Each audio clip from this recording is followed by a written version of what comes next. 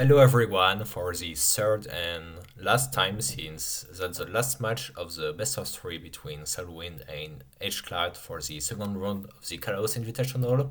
So both won one game. Hclat won game one with a pretty cool Magneton offense, while SoulWind won game two with a solid Breloom TSS which broke through Hclat's stall thanks to timely outplay and a great risk management by SoulWind.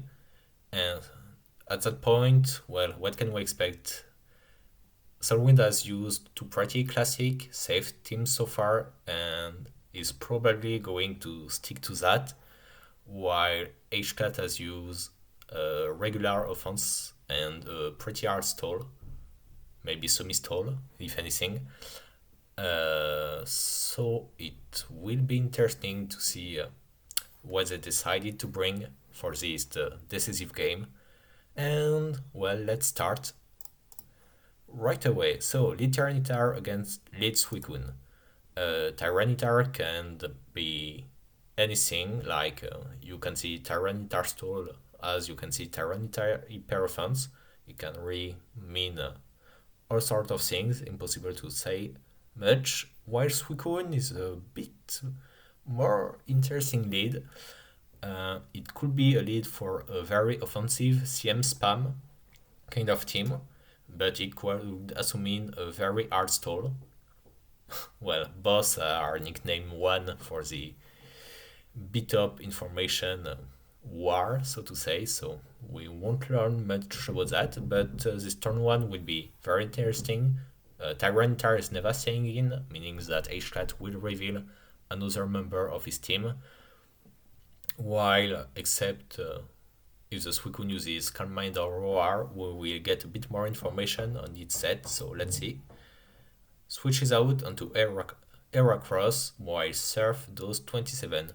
This isn't much, so it must be a pretty defensive Suicune in a pretty defensive team, storage team, while Hclat going right into Era Cross means that he's using a pretty offensive team, because it isn't your number one answer to Suicune in the metagame, and he got a nice focus punch on Skarmory on the switch, so SoulWind seems to be using a pretty stylish team against offense by Hclat, so it should be a fun game to watch. And focus punch on Skarmory, so pretty good departure, and substitute right away on the drill pack. Alright, so we're not being overly greedy with spikes to focus punch. Starmie's here only takes 24, which is nice, must be a defensive Starmie. Ball me, so with Surf, Recover, Rapid Spin, and the last move, which is usually be Thunder Wave, but can also be Psychic. Most likely, yeah, Thunder Wave. It also has a nice synergy with Era Cross. Okay, so Suicune is paralyzed, going into Jirachi. Okay, so Hclat does have plenty of decent Suicune reply now that it has proven to be an offensive passive set, probably Surf, Calm Mind, Rest, and Roar. Yeah, that Surf did a bit, but Heracross managed to stomach it and is now free to fire Mega Horn. He can't take any risk, do any prediction with Focus Punch here because he's a bit on the back foot against his Suicune. So 2 Mega Horn, oh that's a nice swarm Mega Horn, leaving the Suicune at 17% and paralyzed against a Rhydon. Okay, so Suicune at that point is pretty much useless, but SoulWind kept it as a sack fodder and went to Claydol. Okay, so Hclat has revealed his whole team.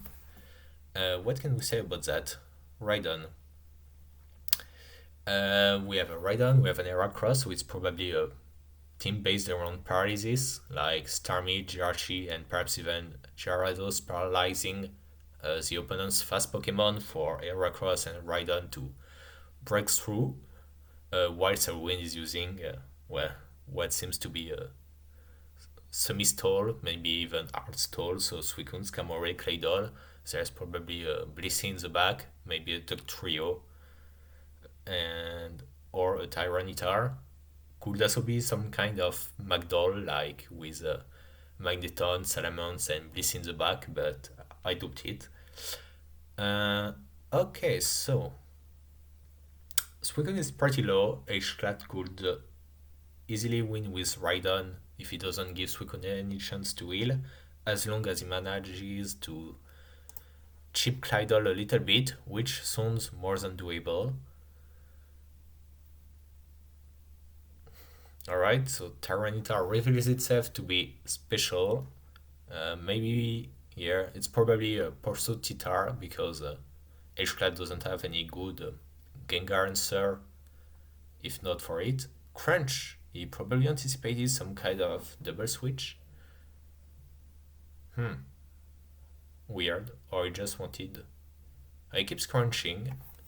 I don't reckon the reasoning. Maybe he's trying to have the BC soft boiled and click a focus punch. No, he's going into Rhydon, so it was probably as to make sure the BC will keep using Seismic Toss and not risk an Ice Beam or something on Rhydon. Oh, that Mega Horn miss is pretty huge.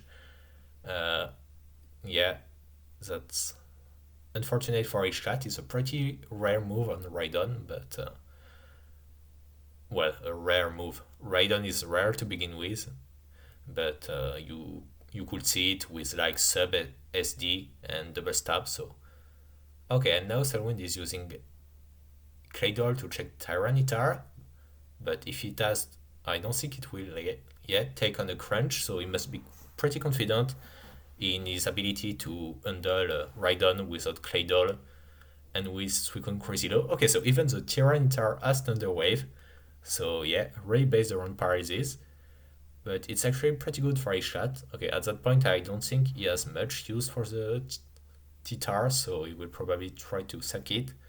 No, now, okay, so he has the Titar in the range of spikes, so it's a nice sack to deny a turn to SoulWind later in the game. Jirachi against Suicune. Oh well. So it looks like he determined he wouldn't be able to to one-shot the Kun this turn and use the Titar sack to deny, well, the recovery, meaning that the Jirachi doesn't have HP Grasp, Psychic, or any other similar move. So maybe it is Fire Punch, Wish, Protect, Toxic, or Body Slam. I don't know if Body Slam kills the Suicune from this range, probably not, or at least Hclat didn't take the chance. But now Rhydon is here and it is pretty threatening. Skarmory can take hits, of course, but it won't do much to Rhydon in the back. Okay, so Rhydon is here.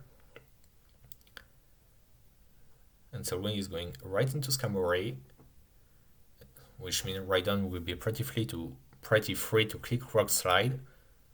And yeah, Hclat doesn't really care about the Skarm as long as he has Starmie in the back to spin off any spikes set.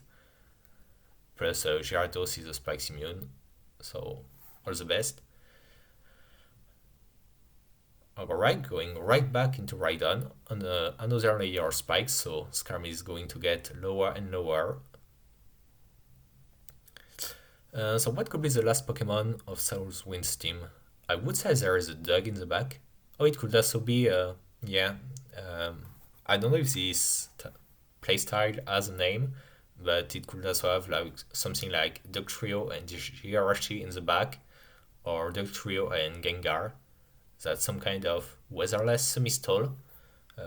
Yeah, Gengar is here, so the last would be either Jirachi or Dugtrio, from my perspective. Yeah, I don't think it would be Tyranitar or something like that. Either Jirachi or Dugtrio. That's a pretty cool style of team I used for my first SPL game ever. The issue being that without Tyranitar to handle Gengar, Hclat is in a bit of a tough spot. It managed to do a pretty daring switch into Gengar with Starmie to avoid being Will-O-Wisp. But I even wonder if he needed two, given how many Will-O-Wisps this Jirachi is dodging. Okay, two. Okay, Jirachi is finally burned, but he has managed to burn the Gengar in return, which is going to be pretty huge. Gengar keeps spamming Will-O-Wisp. Maybe it is a Destiny Bond Gengar and it's trying to bait Jirachi into killing him, but I don't think it will work. Okay, no, apparently. So Jirachi just clicking Wish. Can it go to Raiden? Raiden can probably take an Ice Beam from there, but I wouldn't advise it. Okay, well, that's reasonable. I wonder if Rock Slide even kills Brisey in this range. Probably not, but Earthquake definitely does. And yeah, Scarm isn't really RC anymore, so it can only phase out Raiden. Right into Jirachi. That's an interesting endgame. So no spinner anymore for Hclat. Oh, what kind of hidden power was that? Neutral on Scarm, 6%, maybe fight or something? Hard to say. Maybe I should know that, but whatever. So Raiden is back, and SoulWind is forced to sack Scam to it and go into Gengar, but Gengar being burned is in a pretty tough spot. Oh, enemy. Oh my god, what's that? Will-O-Wisp miss into Sword Dance, so Sword Dance because, yeah, Gengar is always dying. And that's game. Game for Hclat. Whoa, that was a pretty interesting set. Hclat probably got the better end of luck when it was the game he won. Still did some pretty nice play, used pretty nice team against SoulWind's very tried and true builds.